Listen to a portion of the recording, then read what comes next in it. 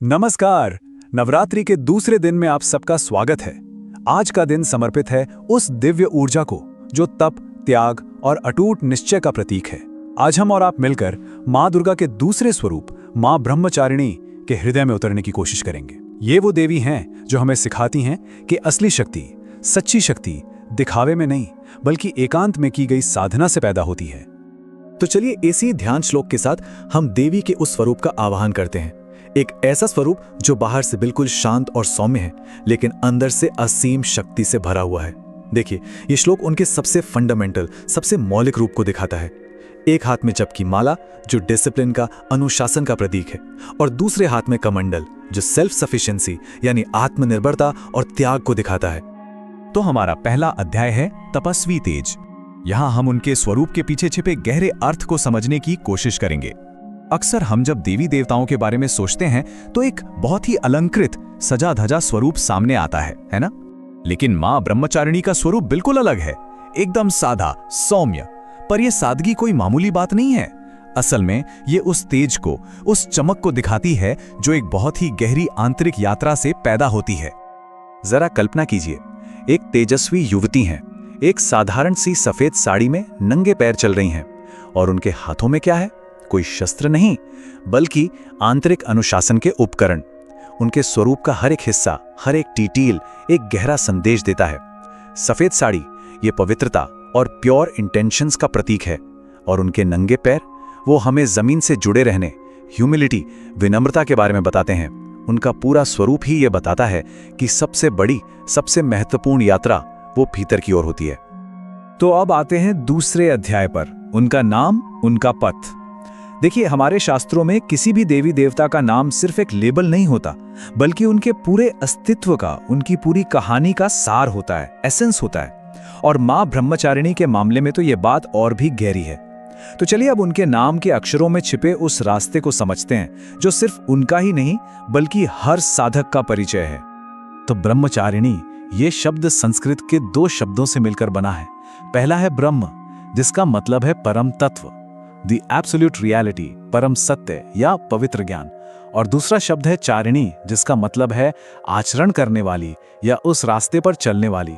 तो दोनों को मिलाकर क्या बना?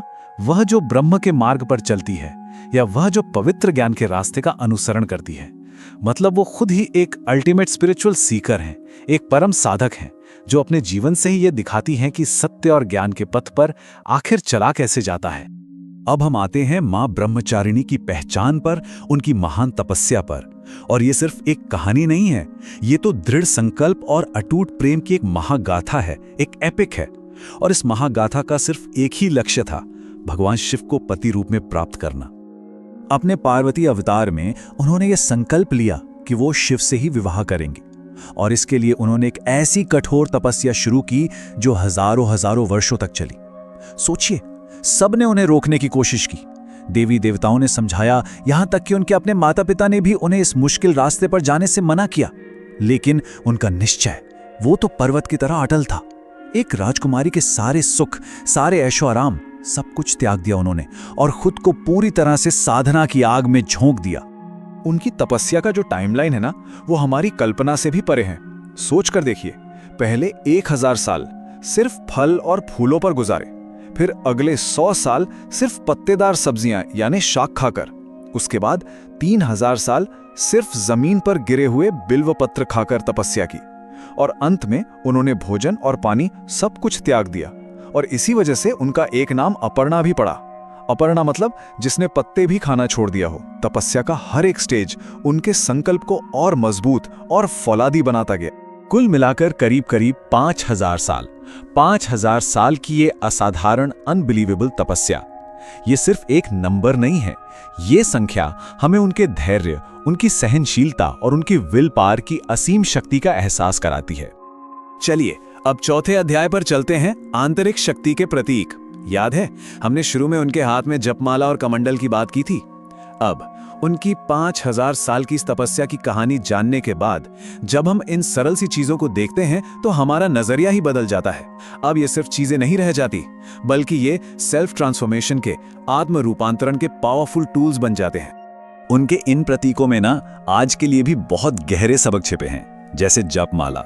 ये सिर्फ मंत्र गिनने की चीज नहीं है, ये मन को एक लक्ष्य पर फोकस करने का डिसिप्लिन है।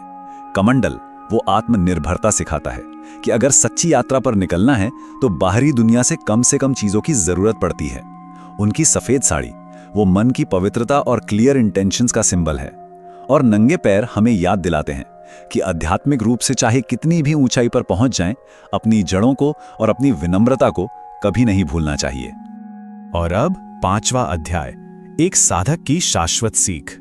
सवाल ये उठता है कि ये हजारों साल पुरानी कहानी आज हमारे लिए क्या मायने रखती है। देखिए, मां ब्रह्मचारिणी की ऊर्जा सिर्फ मूर्तियों या मंदिरों तक सीमित नहीं है। ये एक लिविंग एनर्जी है, एक जीवंत शक्ति जो हम सबके भीतर मौजूद है और बस जागृत होने का, अवेकन होने का इंतजार कर रही है। लेकिन सवाल वही है, ये प्राचीन शक्ति आज की इस मॉडर्न वर्ल्ड में हमारा मार्गदर्शन कैसे करती है? क्या हजारों साल पुरानी तपस्या की बातें आज की इस भागदौड़ भरी जिंदगी में कोई रेलेवेंस रखती हैं? बिल्कुल रखती हैं, और इसका जवाब हमारी अपनी शारीरिक और ऊर्जा की संरचना में छुपा है। और ये एक बहुत ही गूढ़ और कम जाना पहचाना तथ्य है। मां ब्रह्मचारिणी की जो ऊर्जा है वो हमारे शरीर के दूसरे ऊर्जा केंद्र यानी स्वाधिष्ठान चक्र से जुड़ी हुई है। इसे सेक्रेल चक्र भी कहते हैं, और ये चक्र हमारे शरीर में नाभि के ठीक नीचे होता है। अब ये स्वाधिष्ठान चक्र करता क्या है? ये हमारी भावनाओं को, हमारी क्रिएटिविटी को और जीवन के फ्लो को कंट्रोल करता है। जब ये चक्र इम्बैलेंस्ड होता है, असंतुलित होता है, तो हम इमोशनली बहुत अनस्टेबल महसूस करते हैं। गुस्सा, जलन, क्रिएटिव ब्लॉक, ये सब होता है। यहीं पर मां ब्रह्मचारिणी की तपस्वी ऊर्जा काम आती है। उनकी ये एनर्जी इस चक्र को स्थिर करती है, बैलेंस करती है। उनकी साधना की शक्ति हमारी बेचैन भावनाओं को शांत करके हमारी क्रिएटिव एनर्जी को एक सही दिशा देती है। तो हम मां ब्रह्मचारिणी की इस ऊर्जा को अपने जीवन में कैसे ला सकते हैं? हम भी आज के जमाने की तपस्या कर सकते हैं, जैसे कि डिजिटल तप, मतलब जानबूझकर कुछ समय के लिए अपने फोन, अपनी स्क्रीन से दूर रहना। हम पर्पस ड्रिवन मिनिमलिज्म अपना सकते हैं, यानी अपनी जिंदगी से उन गैर जरूरी चीजों को हटा देना जो हमारी एनर्जी को बिखेरती हैं। हम इंस्टेंट ग्रेटिफिकेशन के बजाय लॉन्ग टर्म गोल्स के लिए काम करने का धैर्य रख सकते हैं। और सबसे जरूरी, अपने रोज के काम को अगर पूरी श्रद्धा और प्रेम से किया जाए तो वो भी एक पूजा, एक साधना बन जाता है।